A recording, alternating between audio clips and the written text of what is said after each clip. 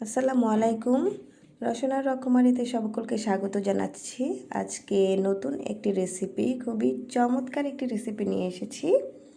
সেটা হচ্ছে পটলের খোসার একটি ভর্তা। আমরা সবাই খেতেই খুব পছন্দ করি, সবারই খুব ভালো লাগে। ভর্তা যদি থাকে, এক প্লেট ভাত কিন্তু খুব সহজেই আমরা খেয়ে ফেলতে পারি।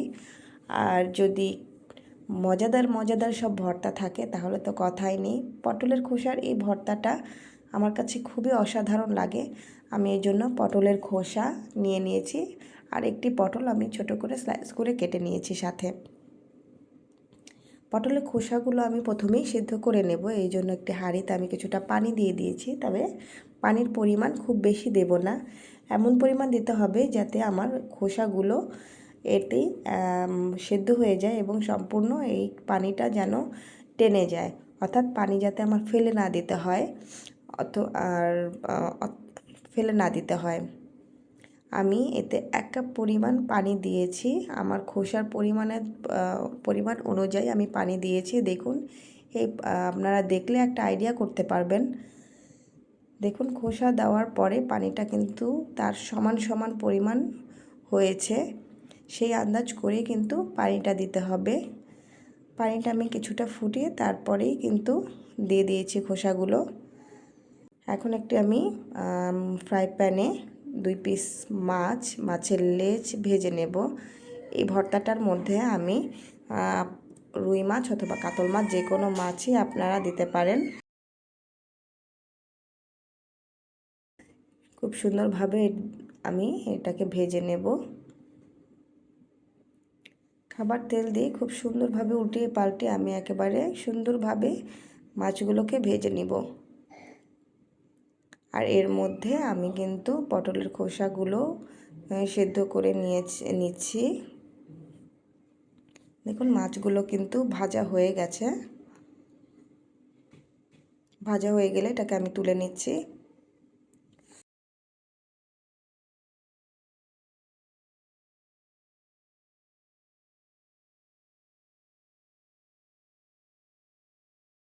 তুলে দেখতে হবে পটলের খোসাগুলা সিদ্ধ হচ্ছে কিনা।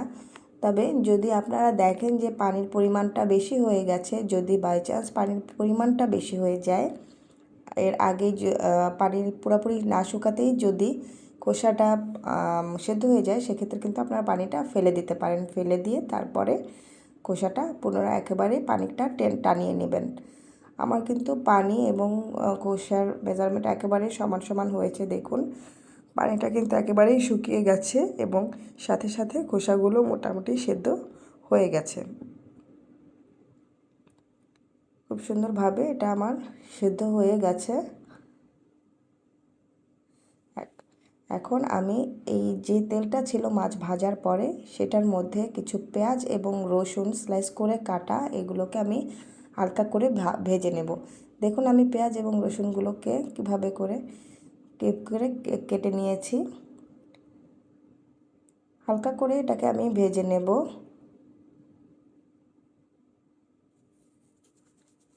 সাথে আমি কিছু কাঁচামরিচও দিয়ে দেব।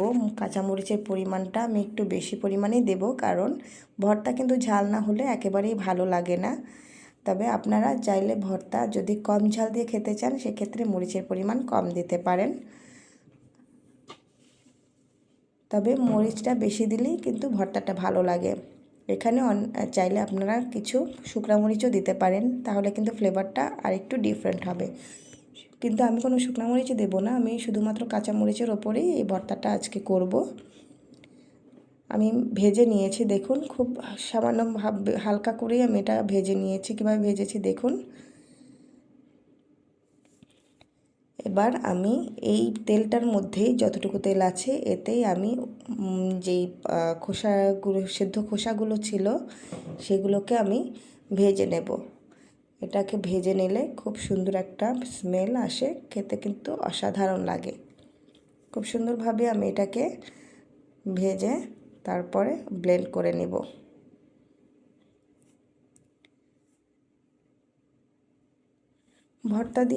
ভর্তাটা করতে কিন্তু খুবই সহজ আর কিছুটা ডিফারেন্ট। কারণ হচ্ছে অনেকেই কিন্তু আমরা পটলের খোসাটাকে ফেলে দিই, খাই না। তো সেক্ষেত্রে কিন্তু এখন থেকে যারা এটা জানলেন, রেসিপিটা জানলেন, তারা কিন্তু কেউ পটলের খোসাটা ফেলে দেবেন না আশা করি। কারণ পটলের খোসার ভর্তা যে একবার খেয়েছে সে কিন্তু বারবারই খাবে। কেউই কিন্তু পটলের এই খোসাটা আর ফেলবে না। দেখুন আমি এখন ব্লেন্ডারে সবগুলো উপকরণ দিয়ে দিয়েছি, অর্থাৎ পেঁয়াজ, রসুন এবং খোসাগুলো। সাথে আমি কিছু ধনিয়া পাতা দিয়ে দিয়েছি এতে ব্লেন্ড করার জন্য।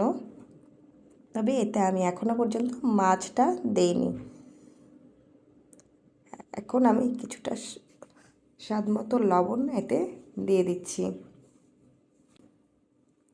লবণের পরিমাণ আপনারা স্বাদ অনুযায়ী দেবেন। প্রথমে একটু কম করে দিয়ে পরে টেস্ট করে আবার দিতে পারবেন। এখন আমি এটাকে ব্লেন্ড করে নেব।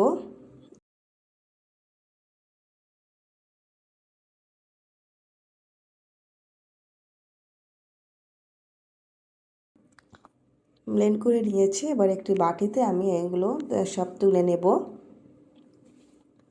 দেখুন খুব সুন্দর হয়েছে, একটি চমৎকার একটি কালার এসেছে।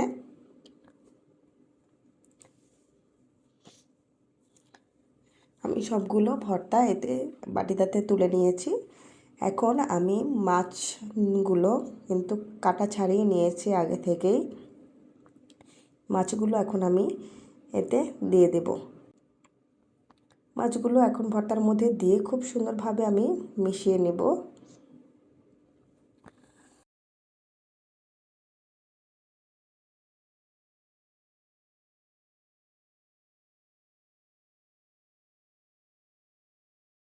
একটা চামচ দিয়ে খুব ভালোভাবে মিক্স করে নেব, যাতে মাছটা একেবারে ভর্তার সাথে প্রপারভাবে মিশে যায়। আর এই ভর্তাটা অনেকে চাইলে মাছটাও সাথে কিন্তু ব্লেন্ড করে নিতে পারেন, কিন্তু ব্লেন্ড করলে মাছের যে একটা স্বাদ মুখে লাগে ভাত দিয়ে খাওয়ার সময়, সেই জিনিসটা পাওয়া যায় না।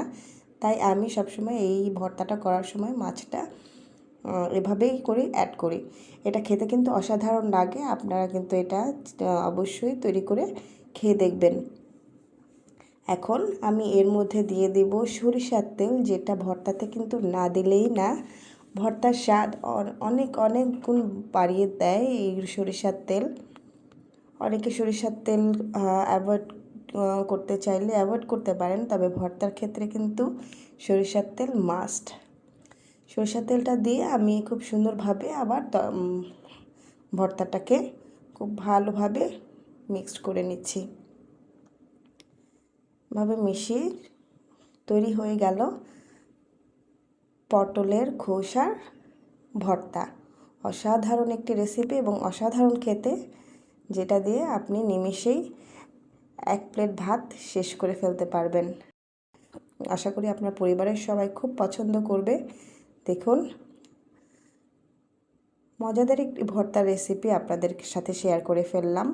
আমাদের চ্যানেল কিন্তু অবশ্যই সাবস্ক্রাইব করবেন, আমাদের সাথেই থাকবেন। ধন্যবাদ সকলকে। আসসালামু আলাইকুম।